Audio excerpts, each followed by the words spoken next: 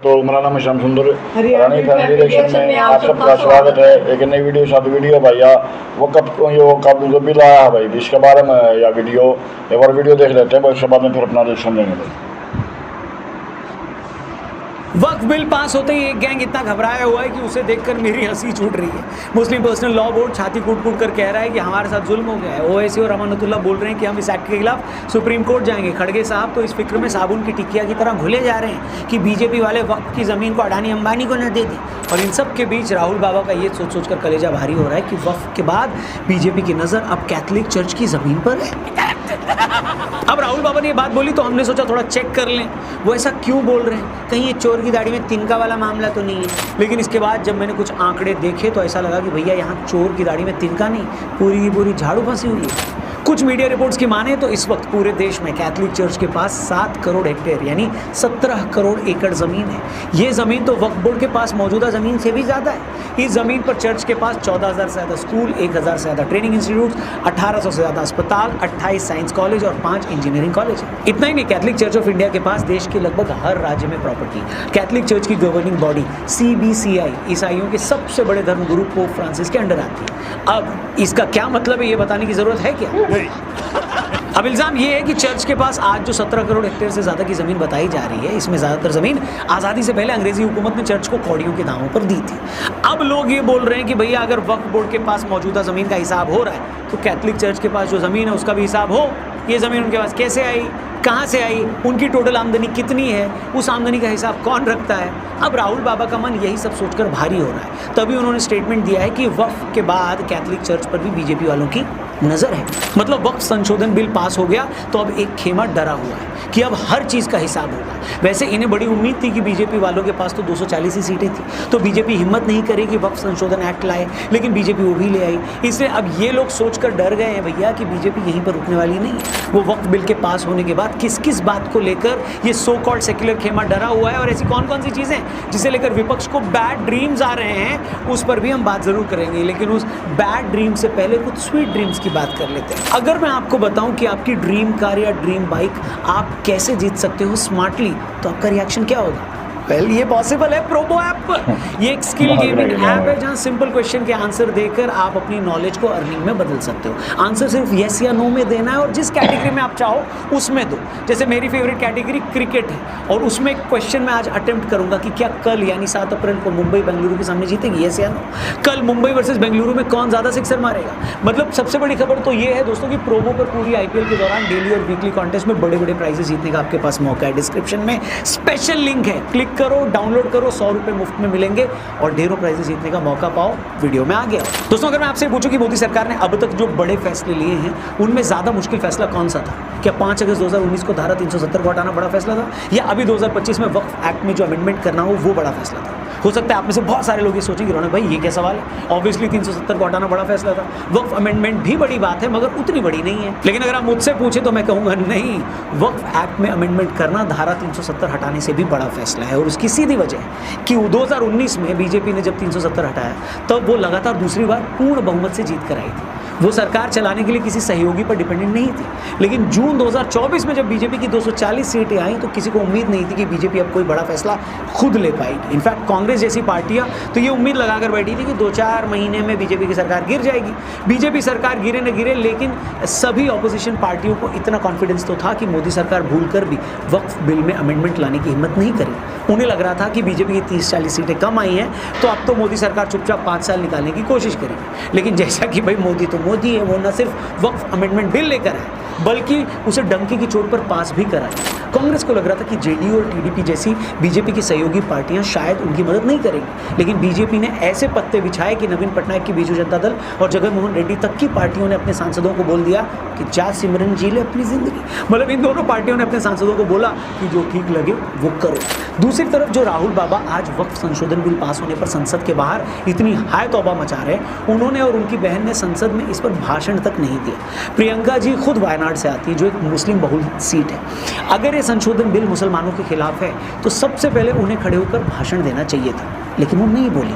आप बताइए, अब ऐसा कैसे हो सकता है कि आप एक चीज़ को मुसलमानों के लिए बुरा तो मान रहे हैं, लेकिन जहाँ पर जेन्युइनली बोलने की बारी आई वहाँ पर आप बोल ही नहीं रहे हो, गायब हो जा रहे हो। इसका मतलब है कि आप डरे हुए हो, और बीजेपी अब आपका ये डर सेंस कर चुकी है। आपको भी पता है जून 2024 का रिजल्ट आए वैसे तो 10 महीने हो चुके, लेकिन इस बीच गंगा में बहुत पानी भी बह चुका है। इसके बाद बीजेपी महाराष्ट्र, हरियाणा और दिल्ली का भी चुनाव जीत चुकी है। आज बीजेपी को ये पता है कि इस जीत के बाद अब जेडीयू और टीडीपी की भी हिम्मत नहीं है कि वो किसी मुद्दे पर बीजेपी को आंख दिखाए। इसलिए अब बीजेपी सिर्फ वक्त संशोधन बिल पर ही नहीं रुकने वाली, अब वो यूनिफॉर्म सिविल कोड भी लेकर आएगी। अभी 2 दिन पहले ही कर्नाटक हाईकोर्ट के जस्टिस संचाटे संजीव कुमार ने भी गवर्नमेंट को बोल दिया कि आप लोग यूनिफॉर्म सिविल कोड क्यों नहीं ला रहे हैं। कर्नाटक हाईकोर्ट ने शनिवार को कहा कि देश में यूसीसी लागू होना बहुत जरूरी है, इससे खासकर मुस्लिम महिलाओं को बराबरी का हक मिलेगा। आपको बता दें कि हाईकोर्ट के पास एक मुस्लिम महिला शहनाज बेगम का केस आया था। शहनाज बेगम की मौत के बाद उनके भाइयों और शहनाज के पति के बीच शहनाज की प्रॉपर्टी को लेकर डिस्प्यूट था। कोर्ट ने कहा कि हिंदू कानून में बेटियों को पिता की प्रॉपर्टी में बराबरी का हक मिलता है, जबकि मुस्लिम कानून में भाई को मुख्य हिस्सेदार माना जाता है और बहन को कम हिस्सा मिलता है। कोर्ट ने कहा कि ये असमानता संविधान के अनुच्छेद 14 के राइट टू इक्वालिटी के खिलाफ है। आपको बता दें इस केस में तो कोर्ट ने एक इनइक्वालिटी की तरफ इशारा किया है। इसके अलावा यूनिफॉर्म सिविल कोड न आने के कारण मुस्लिम महिलाओं के साथ बहुत सारे जुल्म हो रहे हैं। मुस्लिम कानून के हिसाब से मुस्लिम मर्दों को एक साथ 4 पत्नियां रखने की इजाज़त है, जबकि मुस्लिम महिलाओं को यह हक नहीं है। ये जेंडर बेस्ड इक्वालिटी के खिलाफ है। अगर यूसीसी आ जाता है तो मुस्लिम मर्दों से यह हक छिन जाएगा और औरतों को बराबरी का हक मिलेगा। उसी तरह मुस्लिम पर्सनल लॉ में लड़की की शादी 15 साल की उम्र में भी लीगल मानी जाती है, अगर उस उम्र तक वो प्यूबर्टी तक पहुंच चुकी हो। अगर यूसीसी आता है तो बाकियों की तरह मुस्लिम लड़कियों की शादी भी 18 साल से पहले नहीं हो पाएगी और इस तरह से बाल विवाह को रोका जा सके। इसी तरह इनहेरिटेंस राइट्स का एग्जाम्पल तो मैंने दिया ही, जिसके बारे में कर्नाटक हाईकोर्ट ने बोला है अगर यूसीसी आया तो मुस्लिम लड़कियों को भी पिता की प्रॉपर्टी में मुस्लिम लड़कों के बराबर का ही अधिकार मिलेगा। इसी तरह तलाक के बाद मुस्लिम महिलाएं सिर्फ मेहर तक ही लिमिटेड रह जाएंगी। शाबानो केस में सुप्रीम कोर्ट ने गुजारा भत्ता देने को कहा था, लेकिन बाद में मुस्लिम पर्सनल लॉ में बदलाव करके उसे लिमिटेड कर दिया गया। अगर यूसीसी आया तो तलाकशुदा मुस्लिम महिलाओं को बाकी महिलाओं की तरह गुजारा भत्ता भी मिल पाएगा। मैंने अभी जो 4-5 एग्जाम्पल्स दिए उसी से आपको एक क्लियर हो गया होगा कि यूसीसी मुसलमानों के खिलाफ नहीं, बल्कि मुस्लिम महिलाओं को जो राइट्स नहीं मिल रहे हैं उसके लिए लाया जा रहा है।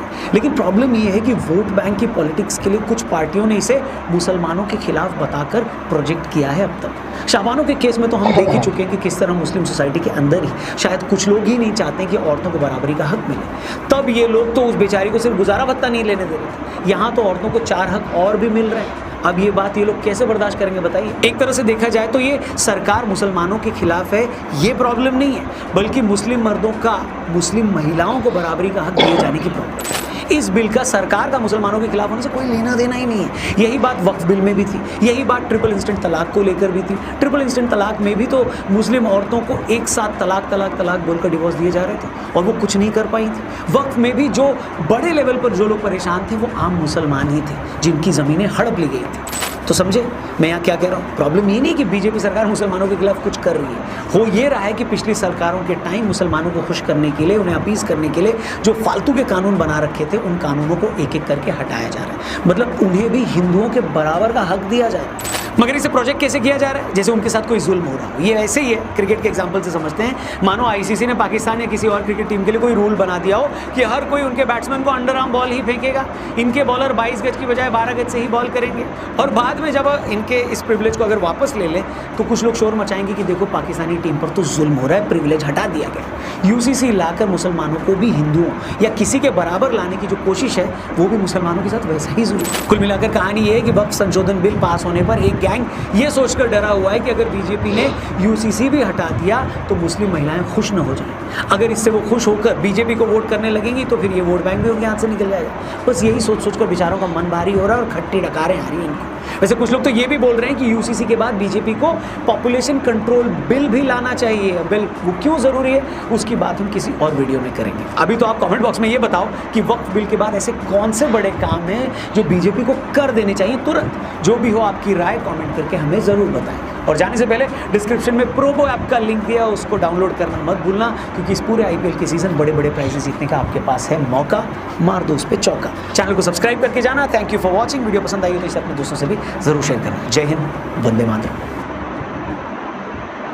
तो दोस्तों कैसे लगे वीडियो भाई? वीडियो तो बहुत बढ़िया भाई, मतलब ये जो बिल है ये तो मतलब ये तो पहले आ जाना चाहिए था, ये तो मतलब लेट आया है। इन कबले यो तीसरी बार आ गया यो मतलब जो बीजेपी सरकार बनी है तीसरी बार इनने मतलब यो कोशिश करी है तो इसमें मतलब भाई पास भी हो गया यो। अरे भाई राज्यसभा में भी मतलब सारा पास हो गया, लोकसभा में भी राज्यसभा में भी। और ये जो सही हो गई थी लेकिन दो न्यू बैला गया था भाई नवीन पटनायक का जिसका नीतीश कुमार का। अब नीतीश कुमार ये ना मतलब इस पर ऐतराज कर दे और ना पास हुआ यो। हाँ लेकिन यो पास कर गई ना मुसलमान ये जो राहुल ये हैं ये प्रियंका ये मतलब पता नहीं होता ड्रेस है कि लेकिन इनने भी अपने कम से कम अपने लोकसभा का क्षेत्र है तो मतलब इसने बहुत हाँ थोड़ी बहुत राय देनी चाहिए थी ना। या तो बढ़िया बात है कि भाई लुगाइया जुकर औरता ने अपना हक मिला है। और ये गलत बात है भाई जुकर मुसलमान है एक तीन शादी करे है, एक शादी होनी चाहिए ना, बराबर का हक मिलना चाहिए सबने, एक थोड़ी है। हाँ तो यो भी फैसला मतलब कोर्ट में था ना यो कोर्ट में है तो इसने भी ये देखो लागू करवाओगे ना लागू अब ये बात कर नहीं बोल रहे ये मतलब 5-7 महीने या 10 महीने साल बजू में काट देंगे ये। उसके बाद में फिर इसने जो यो क्या भाई मुसलमाना में यो लागू नहीं है पापा के भाई का हक है वो बराबर ना मिलता ना जुकर बहन ने वो बहन नहीं मिलता ना। हाँ और अपने हिंदू में जुकर बराबर का हक मिला है बाण भाई ने अपने माँ बाप के जो जायदाद जमीन है। और एक पे जुकर 15 साल इसमें मुसलमाना में 15 साल की होते जुकर शादी कर दे हैं तो यह भी गलत बात है। कम से कम 18 साल का तो लड़की होनी चाहिए। तो ये जो भी जुकर संशोधन पास कराया ये बढ़िया बात है। जो इसमें 4-5 बात है वो सारी बढ़िया है तो नहीं लगा लो ये सारे लागू होने चाहिए। तो इसमें वही बात है औरता का तो फायदा ही है इसमें जो ये एक यो बुढ़ापा पेंशन मिला है जो यो भी बेरोजगारी भत्ता यो मिल जाएगा इन्हें। तो ये सारी बात बढ़िया है तो ना होना चाहिए। आप अपनी राय बताना भी यो ठीक करया ना करया। तो दोस्तों कैसी लगी वीडियो भाई? वीडियो को लाइक करना, शेयर करना, कमेंट करके जरूर बताना वीडियो कैसी लगी। और जिसने भी अभी तक हमारे चैनल को सब्सक्राइब नहीं किया है वो भी जल्दी जाकर सब्सक्राइब कर लो। और इसमें भी वीडियो का लिंक मिल जाएगा डिस्क्रिप्शन में। मिलते हैं इसी तरह नेक्स्ट वीडियो में, तब तक के लिए बाय बाय।